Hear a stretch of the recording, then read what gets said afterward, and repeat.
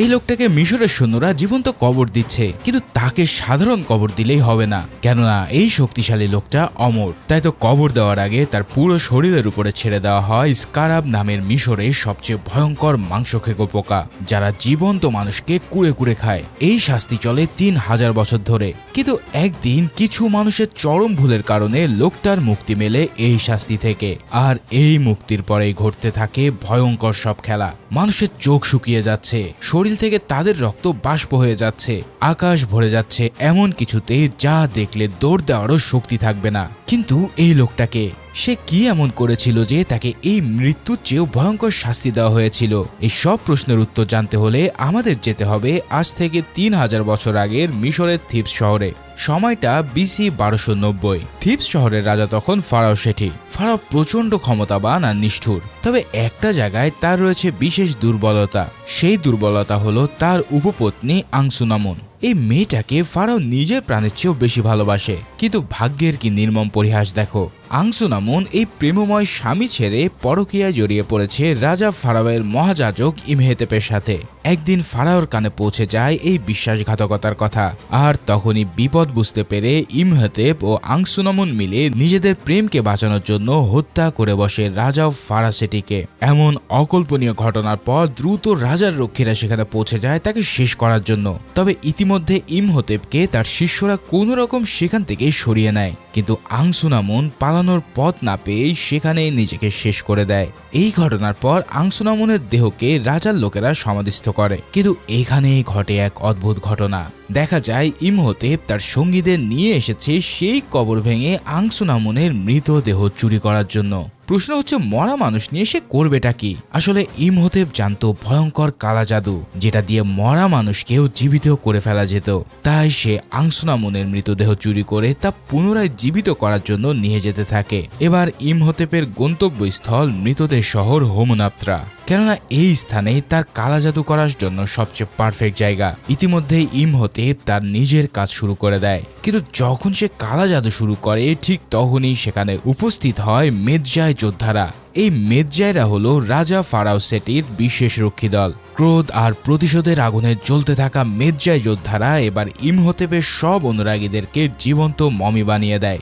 এরপর আসল অপরাধী ইমহোতেপকে তারা শাস্তি দিতে তারা প্রথমে তার জিহ্বা কেটে ফেলে। আর পর মুহূর্তে তাকে যে শাস্তি দেওয়া হয় তা দেখলে তোমার রক্ত হিম হয়ে যাবে, কেননা তাকে দেওয়া হয় হোমডাই নামের এক অভিশপ্ত শাস্তি। অর্থাৎ তাকে এবার দেওয়া হবে জীবন্ত কবর। প্রথমে তার শরীরে ব্যান্ডেজের সাথে জড়িয়ে তাকে একটা কফিনের ভিতরে বদ্ধ করে দেওয়া হয়। এরপর সেই কফিনের সাথে ছেড়ে দেওয়া হয় হাজার হাজার স্কার্প বিটল নামের মাংসখেকো পোকা। ফাইনালি তার কফিনের উপরে দেওয়া হয় ভারী পাথরের সিল। কিন্তু প্রশ্ন হচ্ছে, এই ভয়ঙ্কর শাস্তি কেন? আসলে এর কারণ হলো সে মরবেও না, বাঁচবেও না, বরং অনন্তকাল ধরে ওই অবস্থায় কষ্ট পেতে থাকবে। তবে একটা মানুষ অনন্তকাল বেঁচে থাকে কি করে? এবার তোমাদেরকে বলি আসল কাহিনী। এই ইমহোতেপ কোনো সাধারণ মানুষ নয়, সে ছিল একজন মহাযাজক ও কালা জাদুর শক্তিধর মানব, যার ফলে তার এত সহজে মৃত্যু হয় না। আর এর জন্যই তাকে অনন্তকাল মৃত্যুর যন্ত্রণা দিতে ব্যবস্থা করা হয়েছে এই হোমডাই শাস্তির। মিশরের আইনে এটাই ছিল সবচেয়ে ভয়ঙ্কর শাস্তি। কিন্তু এই শাস্তিরও একটা অভিশাপ আছে। কথিত আছে যে এভাবে যাকে কবর দেওয়া হয় সে যদি কোনোদিন জেগে ওঠে তাহলে পৃথিবীকেই সে ধ্বংস করে দেবে। আর এই অভিশাপকে মাথায় রেখেই মেদজায় গোষ্ঠীর সবাই বংশ পরম্পরায় একটা শপথ নেয়। তাদের শপথ হলো তারা যে কোনো মূল্যে এই হোমনাত্রা পাহারা দেবে, কারণ একটাই, আর তা হলো ইমহোতেপ যেন আর কখনোই জেগে উঠতে না পারে। ফলে এই শপথ পালন করতে মেদজায়রা যুগে যুগে অনেক মানুষকে তাড়িয়ে দিয়েছে, কারণ এই হোমনাপ্ত্রায় আছে প্রাচীন মিশরের সমস্ত অমূল্য সম্পদ, যার কারণে লোভী মানুষরা তাদের লোভ সামলাতে না পেরে এখানে চলে আসতো তা লুট করতে। কিন্তু মেদজায়রা প্রতিবারই তাদের থামিয়ে দিয়েছে কঠোরভাবে। এভাবেই 3000 বছর ধরে শপথ পালন করলেও এবার এমন কিছু হতে যাচ্ছে যা পুরো সাম্রাজ্যকেই তছনছ করে দিতে চলেছে। এবার সেটা জানার জন্য চলে যায় 1926 সালে মিশরের কায়রো শহরে। এখানে প্রথমে পরিচিত হয়ে নেই এভলিন কার্নহান নামের একজন লাইব্রেরিয়ানের সাথে। এই ইভলিন কিন্তু কোনো সাধারণ মেয়ে নয়, সে কায়রোর একটা লাইব্রেরিতে কাজ করে। আর তার রয়েছে প্রাচীন মিশরের ইতিহাস নিয়ে অগাধ জ্ঞান। এছাড়াও সে স্বপ্ন দেখে একদিন সে কোনো বড় কিছু আবিষ্কার করবে। তবে এখানে একটা মজার ব্যাপার হলো, এভলিনকে যতটা পণ্ডিত দেখা হয় বাস্তবে সে ততটা না। মানে বইয়ের মধ্যে সে যতটা দক্ষ, বাস্তব জীবনে সে ততটাই আনাড়ি, যেটা মুভির শুরুতে বোঝা যায় যখন সে লাইব্রেরির বইয়ের তাক সাজাতে গিয়ে পুরো র্যাকটাই উল্টে ফেলে। আর তারপর একটু লজ্জিত মুখে বসকে বলে যে সে আসলে প্রাচীন ভাষা পড়তে পারে, তাক সাজানো না। এদিকে একদিন তার ভাই জনাথন এসে তাকে একটা বক্স আর একটা মানচিত্র দেয়। এরপর সে দাবি করে বসে যে এই ম্যাপ সে থিপস থেকে পেয়েছে, যদিও জনাথন আসলে এই সব কিছু এক জায়গা থেকে চুরি করে এনেছিল। এই জনাথন একটা কঠিন চিজ, সে সারাক্ষণ গুপ্তধনের স্বপ্ন দেখে, কিন্তু বিপদে পড়লে সবার আগে পালিয়ে যায়। এছাড়াও মুখে সাহসের কথা বললেও তার কাজকর্ম একদমই উল্টো। তবে শেষ পর্যন্তই দেখা যাবে যে এই জনাথনই সবচেয়ে গুরুত্বপূর্ণ কাজটা সেরে বসেছে। তবে এখানে এভেলিন মানচিত্রটা দেখেই যেন ভূতের মতো চমকে ওঠে, কারণ এটা হচ্ছে সেই হামুনাপ্তরার মানচিত্র, অর্থাৎ সেই শহর যেখানে আছে প্রাচীন মিশরের সব গুপ্তধন। কিন্তু শুধু সম্পদ না, এভলিন জানে ওই শহরে আছে আমুনরার গোল্ডেন বইও, যেখানে এমন কিছু মন্ত্র লেখা রয়েছে যা পৃথিবীর আর কোথাও পাওয়া যাবে না। আর সে এই বইটাকে একবার নিজের হাতে ধরার স্বপ্ন অনেক দিন ধরে দেখছে। তাই সে এই মানচিত্র নিয়ে ছুটে যায় লাইব্রেরির তত্ত্বাবধায়ক ডক্টর বেইলের কাছে। কিন্তু ডক্টর বেল মানচিত্র দেখেই হামুনাপ্তরার গল্পটাকে উড়িয়ে দেয়, এমনকি সে ইচ্ছাকৃতভাবে সেই মানচিত্রটাকেও জ্বালিয়ে ফেলে। এখানে একটু অবাক লাগতে পারে, কারণ এই ডক্টর বে একজন মিশরীয় বিদ হয়েও হামুনাপ্তরার অস্তিত্ব অস্বীকার করছে, আর মানচিত্রটাও জ্বালিয়ে দেওয়ার কাজটা একটু বেশি সন্দেহজনক। তবে পরে অবশ্য তোমরা বুঝতে পারবে যে কেন সেটা করেছিল। এই সব কাণ্ড দেখে ইভলিন হতাশ হয়ে পড়ে, কিন্তু ঠিক তখনই জনাথন আসল কথাটা ফাঁস করে দেয়। সে জানায় যে এই মানচিত্র আর বক্সটা সে আসলে একজন আমেরিকানের কাছ থেকে চুরি করেছিল, যে এই মুহূর্তে কায়রোর একটা কারাগারে বন্দী রয়েছে। তাই এবার যদি তারা তার সাথে দেখা করতে পারে তাহলে হামুনাপ্তরা সম্পর্কে আরো তথ্য হয়তো তারা জোগাড় করতে পারবে। এই সব কথা শুনে ইভলিন আর দেরি না করে সেই কারাগারে ছুটে যায়। সেখানে সে এবার মুখোমুখি হয় রিক ওকনেল নামের একজন আমেরিকানের সাথে। তার চেহারা দেখলে একদম ক্লান্ত মনে হয়, কিন্তু এই লোকটার ভেতরে যে একটা আগুন জ্বলছে সেটা স্পষ্ট দেখা যাচ্ছে। এই রিক কিন্তু সাধারণ কোনো কারাবন্দী আমেরিকান না, সে 3 বছর আগে ফরাসি সৈন্যবাহিনীদের একজন সৈনিক হিসেবে হামুনাপ্তরায় পৌঁছেছিল। তাদের উদ্দেশ্য ছিল সে প্রাচীন সম্পদ উদ্ধার করা, কিন্তু মাঝপথে মির্জা যোদ্ধারা তাদের আক্রমণ করে পুরো ছত্রভঙ্গ করে দেয়। আর রিক সে সময় কোনো রকম প্রাণ নিয়ে পালিয়ে আসে, আর এরপরেই তাকে বন্দি করে কায়রোতে পাঠানো হয়। তবে ইভলিন রিককে প্রথম দেখাতেই খুব একটা মুগ্ধ হয় না, কারণ এই লোকটাকে দেখে বোঝা যাচ্ছে যে সে 1 নম্বরের ঝামেলাবাজ। কিন্তু তার কাছে যেহেতু হামুনাপ্তরার রাস্তা আছে, তাই এখন তাকে সবচেয়ে বেশি দরকার। এদিকে রিক এভেলিনকে সরাসরি জানিয়ে দেয় যে হামুনাপ্তরার লোকেশন সে চেনে, কিন্তু এই তথ্য পাওয়ার আগে এভলিনকে তাকে এই কারাগার থেকে বের করতে হবে, কেননা তার ফাঁসির সময় একেবারে ঘনিয়ে এসেছে। এখন ইভেলিনের লক্ষ্য সেই গোল্ডেন বুক, আর রিকই এখন তার একমাত্র রাস্তা। তাই সে কারাগারের ওয়ার্ডান হাসানের সঙ্গে একটা চুক্তি করে। সেই চুক্তি অনুসারে সে যদি হামুনাপ্তরায় গিয়ে গুপ্তধন উদ্ধার করতে পারে তাহলে তাকে দেওয়া হবে 25%-এর ভাগ। এবার সেই লোভে হাসান রাজি হয়ে রিককে এই ফাঁসির দড়ি থেকে মুক্ত করে দেয়। কিন্তু ইভলিন তখনও জানে না যে এই একটা সিদ্ধান্তই সব বদলে দেবে, যেটা শুধু তার জন্য নয় বরং পুরো পৃথিবীর জন্য। এরপর দেখা যায় ইভলিন, জনাথন, রিক আর ওয়ার্ডেন হাসান মিলে একটা জাহাজে চেপে নীল নদ ধরে হামুনাপ্তরার উদ্দেশ্যে যাত্রা শুরু করেছে। সেই জাহাজেই তাদের দেখা হয় বিখ্যাত মিশরবিদ ডক্টর চেম্বারলেনের সঙ্গে। সেও একদল আমেরিকান গুপ্তধন শিকারী নিয়ে একই গন্তব্যে যাচ্ছিল, আর তাদেরও দলের একমাত্র লক্ষ্য হলো হামুনাপ্তরার সম্পত্তি।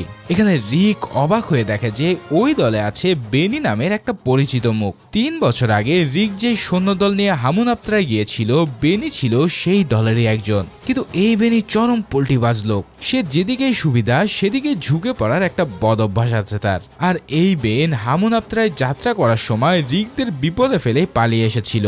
যাই হোক, তার উপরে বিশ্বাস না করলেও তারা নীল নদের উপর দিয়ে যাত্রা শুরু করে। কিন্তু হঠাৎই তাদের আক্রমণ করতে আসে মেদজাই যোদ্ধারা, কেননা ইতিমধ্যেই তারা জেনে গেছে যে একজন মহিলা হামুনাপ্তরার মানচিত্র নিয়ে সেই শহরের দিকে যাচ্ছে। তাই তারা এসে এভেলিনের কাছ থেকে মানচিত্র আর বক্সটা কেড়ে নিতে চায়। রিক তখন পাল্টা লড়াই করে সবাইকে নিয়ে কোনো রকম একটা তীরে উঠে আসে, কিন্তু যদিও জাহাজটা ততক্ষণে সম্পূর্ণ ধ্বংস হয়ে গেছে আর সেই আমেরিকান দলটা নদীর অন্য একটা তীরে গিয়ে পৌঁছে যায়। এবার এখান থেকে বের হয়ে তারা কাছের একটা বাজারে চলে যায় আর সেখান থেকে উট ভাড়া করে তারা রওনা হয় হামুনাপ্তরার দিকে। এভাবেই যেতে যেতে যাত্রাপথে আবারও তাদের সাথে দেখা হয় সেই আমেরিকান দলের সঙ্গে। এবার শেষমেশ দুটো দলই একসঙ্গে পৌঁছায় সেই কিংবদন্তি শহর হামুনাপ্তরায়। এদিকে শহরে পৌঁছানোর পর শহরের দৃশ্যটা একটু বর্ণনা করা দরকার, কারণ হামুনাপ্তরা দেখতে ঠিক কেমন সেটা না বুঝলে পরের ঘটনাগুলো ঠিক ফিল করতে পারবে না। বিশাল বালির ঢিপির মাঝে একটা আধা ভাঙা শহর। উপর থেকে দেখলেই মনে হবে না যে এখানে কিছু আছে, কিন্তু ভিতরে গেলেই দেখা যায় মাটির নিচে লুকিয়ে আছে এক বিশাল বিশাল স্তম্ভ, দেওয়ালে খোদাই করা হাজারো ছবি, আর সেই ছবিগুলোতে লেখা আছে এমন সব ঘটনা যা সাধারণ মানুষ কল্পনাও করতে পারবে না। যাই হোক, দুটো দল আলাদা হয়ে নিজেদের মতন করে তাদের কাজ খনন শুরু করে। এভিলিনের নির্দেশ মতে রিক আর জনাথন যখন একটা নির্দিষ্ট স্থানে খোদাই করছে, ঠিক তখনই ওয়ার্ডেন হাসান লোভ সামলাতে না পেরে একাই একটা কক্ষে ঢুকে পড়ে। এই কক্ষে ঢুকে দেওয়ালে লাগানো স্কারাব আকৃতির জিনিসগুলো দেখে তার চোখ চকচক করে ওঠে। সে ভাবে যে এগুলো হয়তো মহামূল্যবান গয়না, কিন্তু এই স্ক্রাবগুলো কোনো গয়না ছিল না, এগুলো ছিল সেই জীবন্ত পোকা। আর এবার সেগুলো মুক্ত হয়ে একটা হাসানের শরীরে ঢুকে যায়। এরপর সঙ্গে সঙ্গে শুরু হয় এক ভয়ানক যন্ত্রণা। সে প্রচন্ড যন্ত্রণায় দিকবিদিক জ্ঞান হারিয়ে দৌড়াতে শুরু করে, আর ফাইনালি এভাবে পাগলের মতো দৌড়াতে গিয়ে এক দেওয়ালের সাথে ধাক্কা খেয়ে সেখানেই তার মৃত্যু হয়। এই সব কাণ্ড দেখে এভিলিন আর রিক প্রচন্ড স্তব্ধ হয়ে পড়ে। ওদিকে আমেরিকান দলও একটা স্থানে খনন করতে গিয়ে একটা অ্যাসিডের সন্ধান পায়, কিন্তু সেই অ্যাসিডকে না বুঝে তারা সেটাতে হাত লাগাতেই তাদের 3 জন শ্রমিক সেখানেই শেষ হয়ে যায়। আসলে এই শহর নিজে একটা ফাঁদ, কিন্তু এত কিছুর পরেও কেউ থামছে না, কারণ এরই মধ্যে রিক আর এভেলিন একটা পুরনো কফিন আবিষ্কার করে ফেলেছে, আর এই কফিনটা কেবল একটা উপায়ে খোলা যাবে। এখন সেই উপায়টা হলো জনাথন যে বক্সটা এভিলিনকে দিয়েছিল সেই বক্সটায় মূলত এই কফিনের চাবি। তবে সেদিন সন্ধ্যা হয়ে যাওয়ার কারণে সেদিনের মতন কাজ বন্ধ রেখে সবাই বিশ্রাম নিতে উপরে উঠে আসে। ঠিক তখনই বেনির নেতৃত্বে মেজদায় যোদ্ধারা আবারও হামলা করে, কিন্তু রিক ডাইনামাইট জ্বালিয়ে নিজেদেরকে সহ সবাইকে উড়িয়ে দেওয়ার হুমকি দিলে মেজদাইদের নেতা আর্দেক বেই আক্রমণ থামায়। সে বলে দেয় যে তোমাদের একদিনের সময় দেওয়া হলো, কারণ তোমরা যা করছো তা পুরো মিশরের জন্য ধ্বংস ডেকে আনবে। কিন্তু এই সতর্ক বার্তাটা কেউ কানে নেয় না, আর পরের দিনও দুটো দল নেমে পড়ে সেই ভয়ানক কাজ করতে। এভাবে আমেরিকান দলটা সে রহস্যময় বক্স খুলবে বলে ঠিক করে, কিন্তু বক্সের গায়ে লেখা আছে যারা এটা খুলবে তাদের সবাইকে মেরে ফেলা হবে। সেই লেখা দেখে সমস্ত শ্রমিকরা পালিয়ে যায়, এমনকি বেনিও ঘোষণা করে যে সে এই কাজের সঙ্গে আর নেই। কিন্তু আমেরিকান দলের মূল সদস্যরা তা পরোয়া না করেই বক্সটা খুলে ফেলে, আর এবার সেই বক্স থেকে বের হয় বুক অফ ডেড, অর্থাৎ কালো জাদুর সেই কুখ্যাত বই যেটা দিয়ে ইমহোতেপ একসময় আংসুমানকে জীবিত করার চেষ্টা করেছিল। এর সঙ্গে তারা পেয়ে যায় 5টি ক্যানোপিক জার। এই জারগুলোর কথা মনে রেখো, কারণ এগুলোকে কেন্দ্র করেই পরে সবচেয়ে ভয়ঙ্কর ঘটনাগুলো ঘটবে। কিন্তু কেভি এই জারগুলোর গুরুত্ব না বুঝেই প্রত্যেকে এক একটা নিজেদের কাছে খেলনার মতো করে রেখে দেয়। এদিকে রিক আর এভেলিন সেই বক্স চাবি দিয়ে কফিনটা খুলে ফেলে। এরপর তারা এই কফিন খুলে পেয়ে যায় একটা মমি, কিন্তু এই মমি দেখে এভেলিন এবার থমকে যায়, কেননা এত পুরাতন মমি এতটা তাজা থাকা কার্যত অসম্ভব, কারণ মিশরীয় মমি সাধারণত 1000 বছরে শুকিয়ে কাঠ হয়ে যায়, কিন্তু এই মমির চেহারায় এখনো কেমন যেন একটা জীবন্ত ভাব আছে। দেখে মনে হচ্ছে যে কোনো মুহূর্তে এটা জেগে উঠতে পারে। তবে এখন এভেলিন কিন্তু জানে না যে এটাই হচ্ছে সেই কালা জাদুকর ইমহোতেপ। যাই হোক, রাত হলে সবাই যখন বিশ্রাম নিচ্ছিল তখন এভেলিন আমেরিকানদের কাছ থেকে সেই বুক অফ ডেডটা চুরি করে আনে। তারপর বক্স চাবি দিয়ে বইটা খুলে প্রথম পাতা সে পড়তে শুরু করে, আর ব্যাস সেটুকুই ছিল যথেষ্ট, কেননা সেই মন্ত্র পাঠ করার সাথে সাথে মাটির নিচের কোথাও কিছু একটা নড়ে ওঠে। তারপর একটু একটু করে জেগে উঠতে শুরু করে সেই মমি, কেননা তার এই মন্ত্র বলে 3000 বছরের ঘুম ভেঙে গেছে। আর তার সঙ্গে সঙ্গে এক ঝাঁক পঙ্গপাল তাদের উপরে ঝাঁপিয়ে পড়ে। এমন কাণ্ডে নিরুপায় হয়ে সবাই মাটির নিচে সেই প্রাচীন শহরে ঢুকে পড়ে, কিন্তু ভেতরে তখন এক ঝাঁক জীবন্ত স্ক্রাব তাদের দিকে ধেয়ে আসে, যার ফলে পুরো দলটা ছোট ছোট ভাগ হয়ে এলোমেলোভাবে ছুটতে শুরু করে।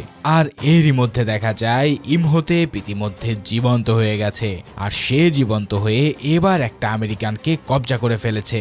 সে তার শক্তি দিয়ে ওই আমেরিকানের চোখ আর জিহ্বা গ্রাস করে নেয়। এরপর সেটাকে সে নিজের শরীরে লাগিয়ে ফেলে। আসলে হাজার হাজার বছর ধরে কবরে থেকে তার সব অঙ্গ প্রত্যঙ্গ পচে গিয়েছিল, তাই সে এখন অন্যদের শরীরের সব অঙ্গ নিয়ে নিজের শরীরকে আবার নতুন করতে চাইছে। ঠিক এভাবেই যখন সে সবাইকে আক্রমণ করছিল, তখন ঘটনাচক্রে অ্যাভেলিন তার সামনে পড়ে যায়। ঠিক এই মুহূর্তে ইমহোতেপ অ্যাভেলিনের দিকে অবাক দৃষ্টিতে তাকিয়ে থাকে, আর তার চোখে একটা অদ্ভুত আলো জ্বলে ওঠে। আসলে সে এখানে অ্যাভেলিনকে মনে করছিল তার হারিয়ে যাওয়া প্রেমিকা আংসুনামুনকে। একবার ভাবো ব্যাপারটা, 3000 পর একজন মৃত মানুষ তার প্রেমিকার মুখ খুঁজে পাচ্ছে একটা জীবন্ত মেয়ের মধ্যে, তাই সে হাত বাড়িয়ে তার দিকে এগিয়ে আসে। কিন্তু হাত এভেলিনের গায়ে পৌঁছানোর আগে রিক সেখানে পৌঁছে ইমহোতেপের উপরে গুলি চালিয়ে দেয়, আর এরপর অ্যাভেলিনকে নিয়ে সে কোনো রকম বেরিয়ে আসে। তবে বাইরে বের হতেই তারা বের মুখোমুখি হয়ে যায়। বে এই মুহূর্তে তাদেরকে ভৎসনা করে জানায় যে ইমহোতেপ এখন জেগে উঠেছে, তাই তাকে থামাতে না পারলেই সকলকে মূল্য দিতে হবে। আর যতক্ষণ তাকে থামানোর কোনো উপায় না পাওয়া যাচ্ছে, তারা যেন এই শহর থেকে পালিয়ে যায়। এই সব কথাবার্তা শুনে পুরো দলটা তখন দ্রুত পালাতে থাকে, কিন্তু বেনি আলাদা হয়ে গিয়ে একাই ইমহোতেপের মুখোমুখি পড়ে যায়। তখন বেনি ভয় পেয়ে নানা ধর্মের মন্ত্র পড়া শুরু করে নিজের প্রাণ বাঁচাতে চায়। হিব্রু, আরবি, ল্যাতিন একের পর এক সে মন্ত্র ঝাড়তে থাকে। আর ঠিক যে মুহূর্তে সে হিব্রু মন্ত্র পড়ে, তখন ইমহোতেপ তাকে হত্যা না করে দাসে পরিণত করে, কারণ ইমহোতেপ প্রাচীন হিব্রু ভাষা জানত, আর এই ভাষায় মন্ত্র পড়তে পারা মানে সে ইমহোতেপের কাজের মানুষ। তাই তারপর সে বেনিকে নির্দেশ দেয় যে ওই ক্যানোপিক জারগুলোকে উদ্ধার করে আনতে। তবে প্রশ্ন হচ্ছে, এই জারগুলো দিয়ে ইমহোতেপ করবেটাই বাকি। আসলে এই জারগুলোর ভিতরে আছে আংসুনামুনের দেহের অংশ, আর ওই জার ছাড়া তাকে জীবিত করাও সম্ভব হবে না। তাই বেনিকে দিয়ে সে সেই জারগুলো একে একে উদ্ধার করতে চায়। এখন তোমাদের মধ্যে যারা এখনো চ্যানেলটাকে সাবস্ক্রাইব করনি, তারা দ্রুত চ্যানেলকে সাবস্ক্রাইব করে নাও, কেননা সামনে আরো ভয়ঙ্কর মুভির এক্সপ্লেনেশন আসতে চলেছে। যাই হোক, সবাই ইতিমধ্যে কায়রোতে ফিরে গেছে। অনেকে মিশর ছেড়ে পালিয়ে যাওয়ার কথা ভাবছে, কিন্তু এভেলিন রিককে সাফ জানিয়ে দেয় যে পালানোর কোনো মানে নেই, কেননা তাদের কারণেই ইমহোতেপ জেগে উঠেছে, তাই তাকে থামানোর দায়িত্ব তাদেরই। এখানে একটু লক্ষ্য করো, এভেলিন কিন্তু ভয় পাচ্ছে। সে জানে সামনে কি অপেক্ষা করছে, কিন্তু তবুও সে থাকার সিদ্ধান্ত নেয়, কারণ তার কাছে দায়িত্ববোধটা ভয়ের চেয়েও বেশি। তবে সেই বিকালে শহরের পরিস্থিতি পাল্টে যেতে শুরু করে। আকাশে অদ্ভুত মেঘ জমে ওঠে, বাতাসে একটা পচা লাশের গন্ধ। এছাড়াও দেখা যায় রাস্তার মানুষগুলো হঠাৎ কেমন যেন ফ্যাকাশে হয়ে উঠছে। আর তখনই বোঝা যায় ইমহোতেপ কায়রোতে এসে গেছে। সে বেনিকে নিয়ে একে একে সেই আমেরিকানদের কাছে যায় যাদের কাছে ক্যানোপিক জারগুলো ছিল। প্রত্যেকটা জার উদ্ধার করে ইমহোতেপ সেই মানুষগুলোকে সম্পূর্ণ চুষে নেয়। আর প্রত্যেকটা শোষণের সাথে সাথে ইমহোতেপের শরীর আরো বেশি জীবন্ত হয়ে ওঠে। তার গায়ে চামড়া ফিরে আসে, মাংস তৈরি হয়, ফিরে আসে চোখের দৃষ্টিও। এভাবে রিক বুঝতে পারে যে তাকে যে করে হোক থামাতে হবে। তাই সে একটা জায়গায় পৌঁছে ইমহোতেপের শরীরে গুলি চালায়, কিন্তু এবার গুলিতে তার গায়ে কোনোই ক্ষতি করতে পারে না, যার ফলে ইমহোতেপ রিককে আক্রমণ করতে এগিয়ে আসে। তবে এবার ঘটে এক অন্য কাহিনী। ওই ঘরের মধ্যে হঠাৎ একটা বিড়াল এসে পড়ে, আর এটা দেখেই ভয়ঙ্কর ইমহোতেপ পিছিয়ে গিয়ে একদম হাওয়া হয়ে যায়। কিন্তু প্রশ্ন হচ্ছে, বিড়ালকে দেখে সে ভয় পেয়ে পালিয়ে গেল কেন? আসলে প্রাচীন মিশরের বিশ্বাস অনুসারে বিড়াল হচ্ছে অন্ধকার জগতের রক্ষাকর্তা, যার ফলে যে কোনো অশুভ সত্তা বিড়ালকে দেখলেই পালিয়ে যায়। আর ইমহোতেপও এর ব্যতিক্রম নয়। ব্যাপারটা খুব ইন্টারেস্টিং, তাই না? কিন্তু এখানে একটা ভয়ঙ্কর সমস্যা আছে। ডক্টর সতর্ক করে জানায় যে ইমহোতেপ একবার যদি সম্পূর্ণ পুনর্জীবিত হয়ে যায়, তাহলে বেড়াল দিয়ে তাকে আর আটকানো যাবে না, কারণ তখন সে এই পৃথিবীতে 10টা বাইবেলীয় মহাবিপর্যয় ঘটানোর ক্ষমতা রাখবে। সে পুরো পৃথিবীকে অন্ধকারে ডুবিয়ে দিতে পারবে, তাই এখনই তাকে থামানোর ব্যবস্থা করতে হবে। এই সব কথাবার্তা শুনে এভলিনের মাথায় একটা আইডিয়া চলে আসে। সে ভাবতে থাকে যে বুক অফ দ্য ডেড যদি মৃত মানুষকে জীবিত করার ক্ষমতা রাখে, তাহলে আমুনার সেই গোল্ডেন বই হয়তো সেই প্রক্রিয়া উল্টো করার ক্ষমতা আছে, মানে জীবন্ত সত্তাকে আবার মৃত করে দেওয়ার ক্ষমতা। এই কথা শুনে সবাই একমত হয়, আর যার ফলে তাদের এখন একটাই কাজ, সেই সোনালী বইটা উদ্ধার করা। তবে ঠিক তখনই দেখা যায় শহরের বেশিরভাগ মানুষকে ইমহোতেপ ইতিমধ্যে দাসে পরিণত করেছে। এরপর সেই দাসগুলোকে সে রিক সহ তাদের সঙ্গীদের হত্যা করার জন্য পাঠিয়ে দিয়েছে। ইতিমধ্যেই তার দাসদের চোখগুলো সাদা হয়ে গেছে, তাদের মুখে কোনো ভাব নেই, শুধু তারা একটা লক্ষ্য নিয়ে সামনে এগিয়ে আসছে। তবে এভলিন সেই মিউজিয়ামেরই একটা ফলক দেখে বুঝতে পারে যে সেই গোল্ডেন বুকটা হামুনাপ্তরায় আছে, তাই তারা দ্রুত একটা গাড়ি চেপে আবারও হামুনাপ্তরার উদ্দেশ্যে বেরিয়ে পড়ে। কিন্তু পথেই ইমহোতেপের দাসরা গাড়িটাতে আক্রমণ করে বসে। তাদের মধ্যে বেঁচে থাকা একমাত্র আমেরিকান গাড়ি থেকে পড়ে যায়, আর ইমহোতেপ এবার নিজে সেখানে এসে তাকেও শুষে নেয়। ফাইনালি ইমহোতেপ এবার পুরোপুরি পুনর্জীবিত হয়ে ওঠে। এখন সে আর আতপচা মমি নয়, বরং সে এখন পুরোপুরি মানুষের মতো হয়ে গেছে, আর সেই সাথে তার ক্ষমতা হয়ে উঠেছে সীমাহীন। ওদিকে রিকদের ঘিরে ফেলে ইমহোতেপ সরাসরি দাবি তোলে যে এভলিন যদি স্বেচ্ছায় তার সঙ্গে যায় তাহলে সে বাকিদেরকে ছেড়ে দেবে। কিন্তু এভলিনকে ইমহোতেপ কেন চাইছে? আসলে তার প্ল্যান খুবই সিম্পল। সে এভলিনের দেহটাকে ব্যবহার করে তার প্রেমিকা আংসুনামুনকে উপহার দেবে। এই সব কথাবার্তা শুনে এভলিন রিকের দিকে একবার তাকায়, আর তারপর ধীরে ধীরে সামনে এগিয়ে যায়। কেননা এই মুহূর্তে এতগুলো মানুষকে বাঁচানোর জন্য এভলিনের হাতে দ্বিতীয় কোনো উপায় নেই। এই দৃশ্য দেখে ইমহোতেপ প্রথমে একটু মুচকি হাসে, আর তারপর সে ঘটায় এক মহাবিশ্বাসঘাতকতা। সে এভলিনকে নেয় ঠিকই, কিন্তু সে তার কথা না রেখে সব দাসগুলোকে হত্যা করার নির্দেশ দেয়। এখানে আর্দেত বে কিছু না বলে সামনে এগিয়ে যায়, একা সে সব অনুগামীদের আটকে রাখে, আর রিক, জনাথন আর ডক্টর বেকে একটা ম্যানহোলের মাধ্যমে পালিয়ে যেতে সাহায্য করে। ফাইনালি এই মানুষটা সারা জীবন এই শহরকে পাহারা দিয়ে এসেছিল, কিন্তু শেষমেশ নিজের জীবন দিয়ে গেল অচেনা মানুষদের বাঁচাতে। যাই হোক, রিক, জনাথন আর ডক্টর তখন পৌঁছায় তাদের পরিচিত এক যুদ্ধ বিমানের পাইলট উইনস্টনের কাছে। সে তাদেরকে অনুরোধ করে যে হামুনাপ্তরায় পৌঁছে দিতে। উইনস্টন এক মুহূর্ত ভেবে হঠাৎ রাজি হয়ে যায়, কারণ এই লোকটার সারা জীবন একটা সত্যিকারের যুদ্ধে অংশ নেওয়ার স্বপ্ন ছিল। এবার এসেছে সেই সুযোগ, তাই সে তা হাতছাড়া না করে নিজের পুরাতন বিমানে একটা যুদ্ধের চিহ্ন এঁকে নেয়, যেন মনে হয় এটাই তার জীবনের সেরা মিশন। কিন্তু বিমান যখন হামুনাপ্তরার কাছে পৌঁছায় তখন ইমহোতেপ তার ক্ষমতা দেখানো শুরু করে। সে তার ক্ষমতা দিয়ে বিশাল বালির একটা ঝড় তোলে, আর ওই বিমানটাকে ধ্বংস করতে চায়। সেই বালির ঝড় এবার একটা বিশাল মানুষের মুখের আকৃতি নেয়, আর সোজা বিমানের দিকে এগিয়ে আসে। ভাইরে ভাই, এই সিনটা দেখে পুরো গায়ের লোম দাঁড়িয়ে গিয়েছিল। ইতিমধ্যে এই বিশাল মুখটা সরাসরি বিমানটাকে গ্রাস করতে চলেছে। তবে এভলিন সেই মুহূর্তে তার উপস্থিত বুদ্ধি খাটিয়ে ইমহোতেপকে বাধা দেয়, আর যার ফলে এই ঝড়টা একটু দুর্বল হয়ে গেলে বিমানটা কোনো রকম বেঁচে যায়। তবে কিছু দূর গিয়ে বিমানটা একটা ক্র্যাশ ল্যান্ডিং করে, আর সেই ক্র্যাশ ল্যান্ডিংয়ে দুর্ভাগ্যজনকভাবে উইনস্টন সেখানে মারা যায়। ওদিকে ইমহোতেপ নির্দিষ্ট স্থানে পৌঁছে বুক অফ দ্য ডেড এর মাধ্যমে তার সব শীর্ষের মমিগুলোকে জীবন্ত করে তোলে। তারপর সে এভলিনকে বলে দিয়ে আংসুনামুনকে জীবিত করার প্রস্তুতি নেয়। কিন্তু রিক, জনাথন আর ডক্টর মিলে তখন অন্য একটা পথ দিয়ে হামুনাপ্তরায় ঢুকে পড়েছে। এরপর ভিতরে ঢুকেই তারা পেয়ে যায় প্রাচীন গুপ্তধনের সেই ভান্ডার, যার কথা এতদিন ধরে তারা শুনেছিল। চারিদিকে পড়ে রয়েছে রত্নপাথর, স্বর্ণের মূর্তি আর হাজার বছরের পুরাতন অলংকার। এই সব কিছু দেখে সবার চোখ ধাঁধিয়ে যায়। তবে রিক এই সব কিছু না ছুঁয়ে সামনে এগিয়ে যেতে বলে, কেননা এই সব কিছু একবার টাচ করলে হয়তো ইমহোতেপ আরো বেশি শক্তিশালী হয়ে যাবে। এই সব কিছু ভাবতে ভাবতে ইতিমধ্যে ইমহোতেপের জীবন্ত করা শিষ্যরা তাদের উপরে ঝাঁপিয়ে পড়ে। কিন্তু ততক্ষণে তাদের আসল কাজ ইতিমধ্যে হয়ে গেছে, কেননা তারা ইতিমধ্যে সেই সোনালী বইটা উদ্ধার করে ফেলেছে। ঠিক সেই মুহূর্তে ডক্টর বে নিজেকে উৎসর্গ করে সেই মমি শিষ্যদের আটকিয়ে রাখে, আর সে জানায় তার জীবন দিয়ে হলে যেন এভলিনকে তারা বাঁচাতে যায়। ঠিক এই মুহূর্তে মুভির সবচেয়ে বড় টুইস্ট ঘটে, যা কেউ আশাই করেনি। রিক আর জনাথন পৌঁছে যায় ইমহোতেপের সামনে।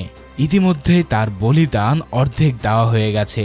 এভিলিনের চোখ বন্ধ, তার গলার কাছে একটা ধারালো ছুরি, আর ইমহোতেপ প্রাচীন মন্ত্র পড়ে যাচ্ছে একের পর এক। মনে হচ্ছে সে শুধু মন্ত্র পড়ছে না, সে যেন 3000 বছর ধরে চাপা পড়ে থাকা একটা শেষ ইচ্ছা পূরণ করতে যাচ্ছে। ঠিক সেই মুহূর্তে জনাথনের হাতে সোনালি বই দেখে ইমহোতেপ এভিলিনকে ফেলে সেটার দিকে ছুটে আসে। ঠিক সেই সুযোগে রিক এভিলিনকে মুক্ত করে নেয়। জনাথন তখন সোনালি বইয়ের উপরের অংশ পড়তে শুরু করে, আর ঠিক এই মুহূর্তেই সেখানে মমি হয়ে থাকা ফারাওয়ের রক্ষীরা এবার জীবন্ত হয়ে যায়। কিন্তু জনাথন পুরো লেখাটা ঠিকভাবে পড়তে পারছিল না, ফলে জীবন্ত হয়ে ওঠা সেই রক্ষীরা রিককে এবার আক্রমণ করে বসে। এদিকে পুনরুজ্জীবিত আংসানামুন এভিলিনকে হত্যা করতে তেড়ে যায়। এভিলিন পালাতে পালাতে জনাথনকে চিৎকার করে বলে দ্রুত লেখাটা পড়ে শেষ করতে। তখন জনাথন হাঁপাতে হাঁপাতে শেষ লাইনটা পড়া শেষ করে, আর এই শেষ করার মাধ্যমে পুরো সবকিছু থমকে যায়। তারা রিকের দিক থেকে মুখ ঘুরিয়ে এবার আংসুনামুনের দিকে এগিয়ে যায়, আর ফাইনালি তারা আংসুনামুনকে কেটে টুকরো টুকরো করে ফেলে, যার ফলে 3000 বছর পর আংসুনামুন জীবিত হওয়ার আগে আবারও মারা গেল। এটা দেখে তো ইমহোতেপ ক্রোধের আগুনে জনাথনের দিকে ছুটে আসে তাকে হত্যা করতে, কিন্তু রিক মাঝপথে তাকে থামিয়ে দেয়।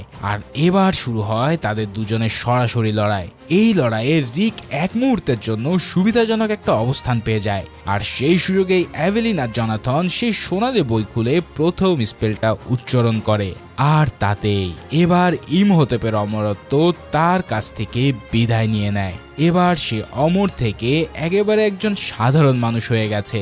ঠিক এই মুহূর্তে রিক তাকে এবার ছুরি দিয়ে আঘাত করে, আর ইমহোতেপ ধীরে ধীরে আবারও মমিতে রূপান্তরিত হয়ে তাদের সামনে থেকে মিলিয়ে যায়। তবে মিলিয়ে যাওয়ার আগে সে শুধু একবারই বলে ওঠে, মৃত্যু হলো শুধু শুরু।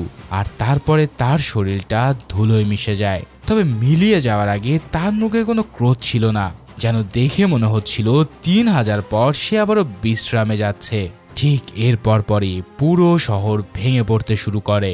রিক, জনাথন আর এভিলিন কোনো রকম সেখান থেকে বেরিয়ে আসে, কিন্তু দেখা যায় সেই বিশ্বাসঘাতক বেনি সেখান থেকে বেরোতে পারে না। আসলে গুপ্তধন দেখে এই বেটা লোভ সামলাতে না পেরে সেগুলো থলেতে ভরেছিল, আর সেগুলো ভরে নিয়ে দ্বিতীয়বার সে আবারও সেটা নিতে গেলে ভিতরে আটকে যায়।